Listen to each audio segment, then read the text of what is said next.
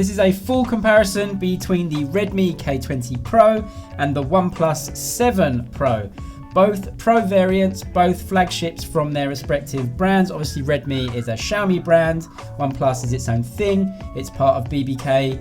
But these are full-blown flagship phones. So if we touch on the design first, on the back of both of these, really great design on the back. What I like about both of them is that they both place the camera unit in the middle there. I think it's the best place for the camera unit, and I really like the fact that it's in the middle. You have the flash at the bottom there. The Redmi just puts this camera unit at the top on its own, but you've got a full camera unit here.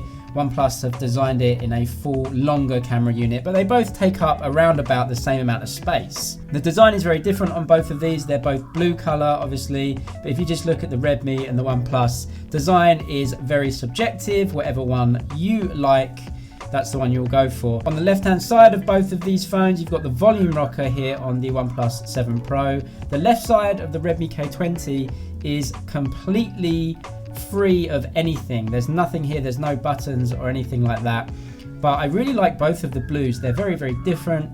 The Redmi K20s is slightly more vibrant, but the OnePlus 7 Pro has this sort of shimmer to it as well. Moving on to the right-hand sides of the phones, the Redmi K20 uses this really cool looking red power button. I really, really like that. On the OnePlus 7 Pro, it just blends in a bit more. You've got the volume rocker here on the right on the Redmi. I really like this button on the OnePlus 7 Pro where you can change it from vibrate or silent. It's a really nice looking button, sort of ridged up there, and it just changes really well. Great design on these, and if you look at them actually side by side, there isn't too much difference in thickness. I would say that maybe the K20 Pro is a little bit thicker than the OnePlus 7 Pro, and the OnePlus 7 Pro is a bit taller. It's got a bigger screen on the OnePlus 7 Pro, which we'll get onto in a second. Moving on to the top of the devices, both of these have a pop-up camera on there, and they're both placed in around about the same position in both phones. Now, something really cool about the Redmi K20 Pro is that there's this tiny little circular type of LED light up here. Obviously it's one LED light and they've made a circular cutout, but when you are charging, that lights up. So it lets you know that it's charging.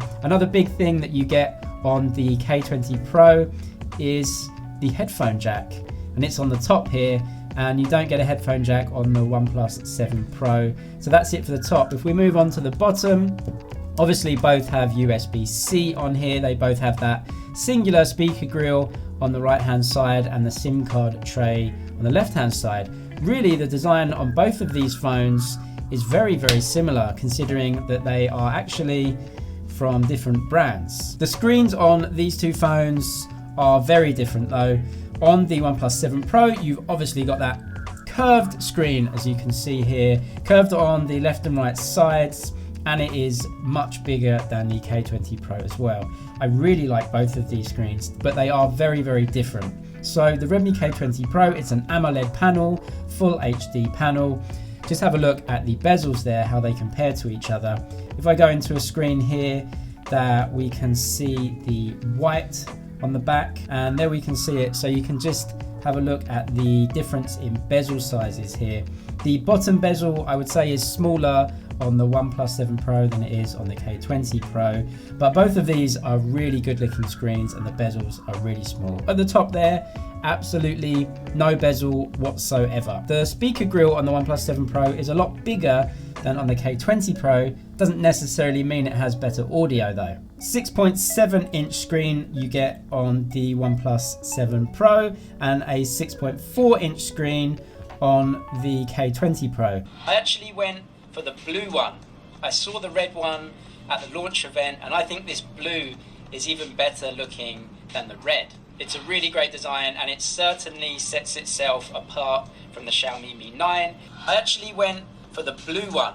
I saw the red one at the launch event, and I think this blue is even better looking than the red. It's a really great design, and it certainly sets itself apart from the Xiaomi Mi 9. It's a higher density display, and also you get that 90 Hz refresh rate, which is one of the main features of this phone.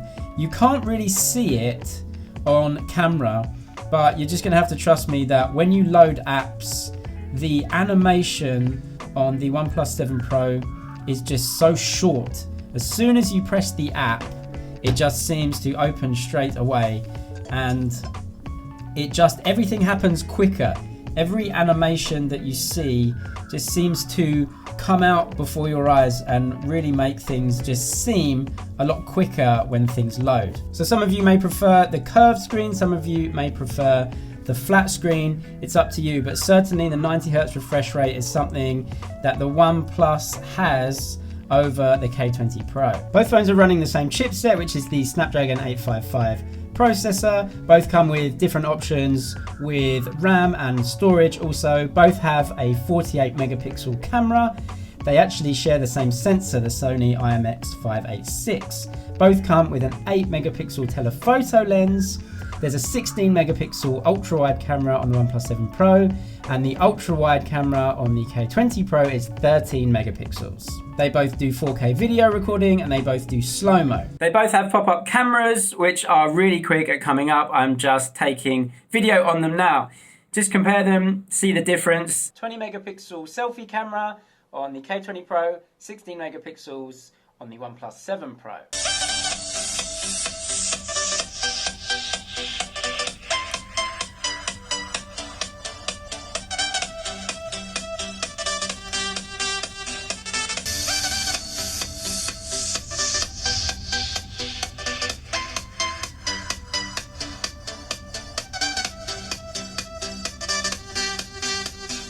Both of these have optical image sensors for the Fingerprint Scanner. 3, 2, 1, go. Wow, it's so quick. What I really like about OnePlus devices is that there's just no animation, so everything feels quicker. 3, 2, 1, go. Wow, it's just ultra quick. To say one is quicker than the other, I'm not really sure because the animations are different. 3, 2, 1, go.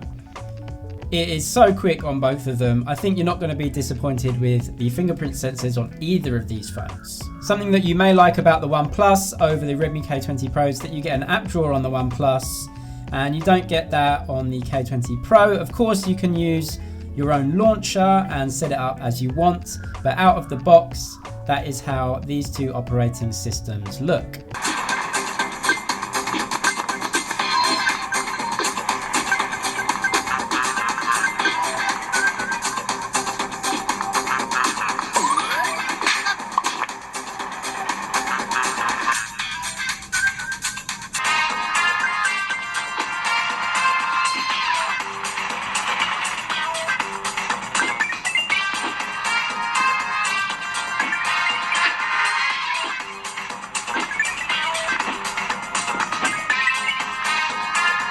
Great to see triple cameras on both of these phones. On the OnePlus 7 Pro, you have a very Samsung-esque button setup here with trees just to indicate whether you're going zoomed in or into ultra-wide. On the K20 Pro, you have the more classical 0.6, 1 and 2x on there. But they both have buttons that essentially let you go from ultra-wide into the zoom camera. Now the OnePlus 7 Pro has 3 times zoom there, and that's 2x on the K20 Pro. The battery in both of these is exactly the same size, 4,000 milliamp hours, which is on the high side. So very good that both of these have a big battery.